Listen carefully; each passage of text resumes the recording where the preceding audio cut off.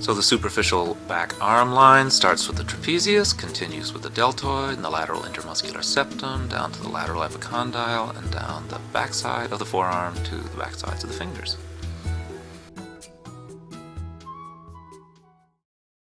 The first muscle in the superficial back arm line is the big wide triangular trapezius, which goes all the way over to the scapula, as you know. I want to draw your attention, though, to this leading edge that goes from the occiput down and forward to the collarbone. So we're going to catch that leading edge and bring it back. So I'm going to put my hand on the main part of the trapezius back between the shoulder blade. My forward hand catches that leading edge of the wave, and then I'm going to take my elbows in orbit around Jeremy's shoulder as I peel that trapezius off the front of the shoulder and put it on the back of the shoulder where it belongs. You can do this several times, and it involves a nice big surface of my hand.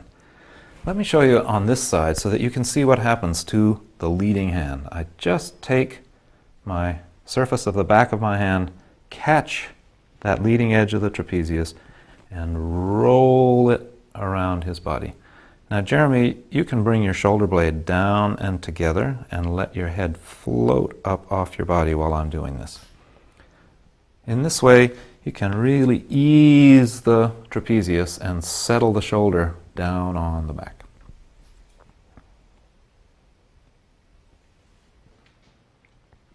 Another way to approach the trapezius on the table instead of on the bench would be to put a nice big surface of your hand on the trap just proximal to the scapula, and another one, again, a nice big surface on the leading edge of the trapezius, and to roll that trapezius around the body.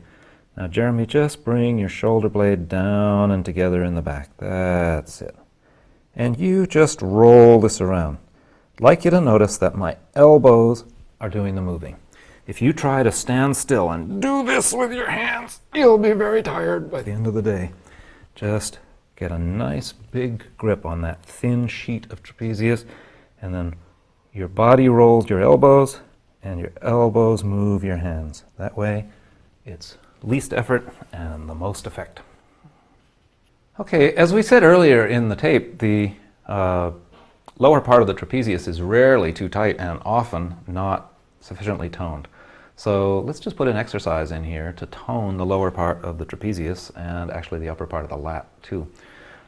This will help strengthen the muscle in the back with people who have a kyphotic back, and also to open up the corresponding muscle, to help open up the pectoralis minor with its corresponding antagonist, the lower trap.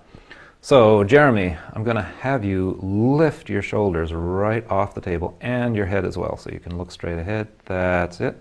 And lower. Good. And lift. And when he does that, he has to strengthen this lower trap muscle. So now I'm going to refine it a little. You lift your shoulders, but not your chest.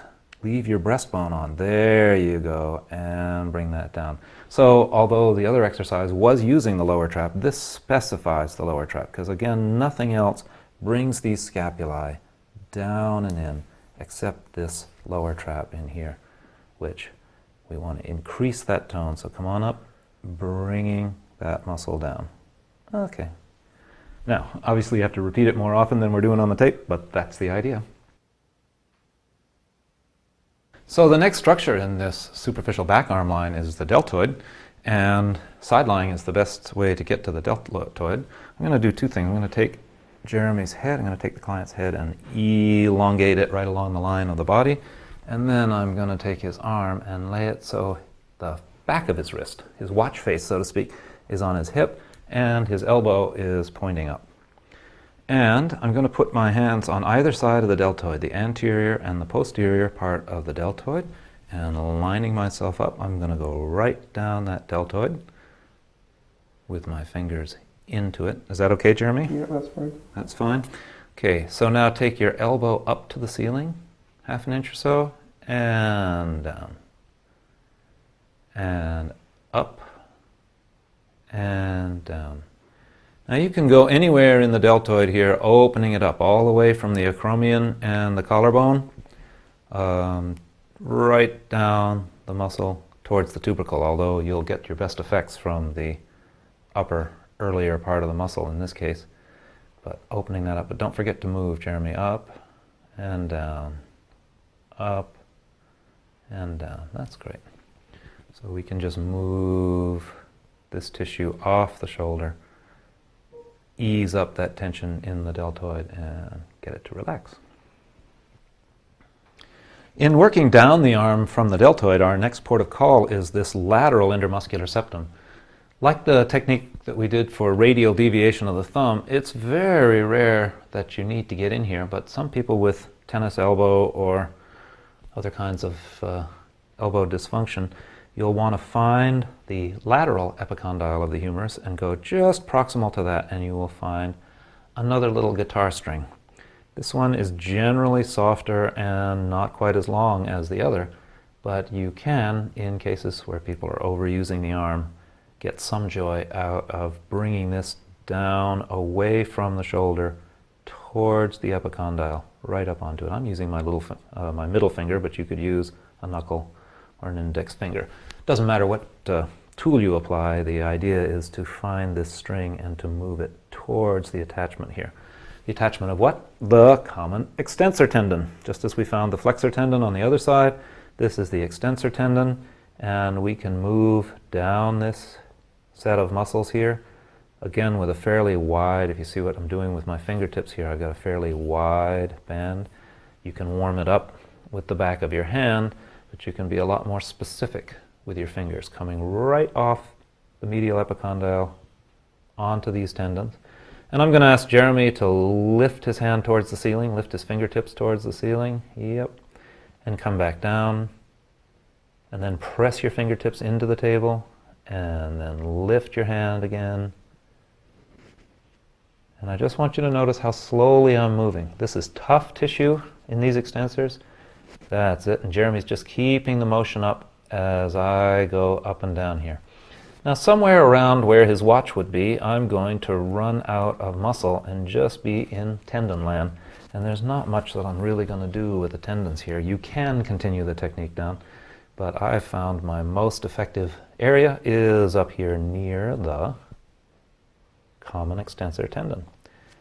So you can apply this several times, and once again there are superficial and deep muscles, and you can either be more narrow or a little more wide on the forearm, and the more somebody uses their forearms, the more you can repeat techniques like this. Even if they work in flexion, you'll need to be working the extensors. Even if their job or their music or whatever has them working in flexion, don't neglect these extensors.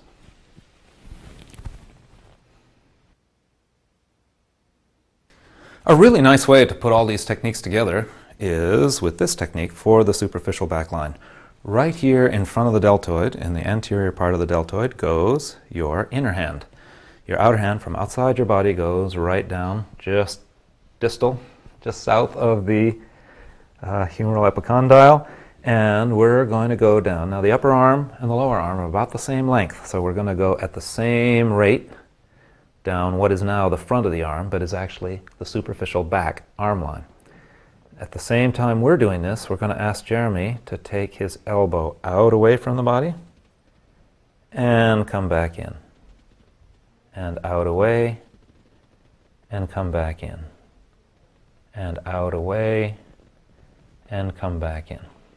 And if I'm doing it right, I should arrive at the wrist and the elbow at about the same time, and that is a really good technique for organizing this whole line. The only thing you want to make sure of here is you have the arm organized so that the elbow is facing more or less out. Not so the elbow's on the table that way, but turn the arm so the elbow's facing out, and then when they take the elbow out away and then back in, this will work out pretty well.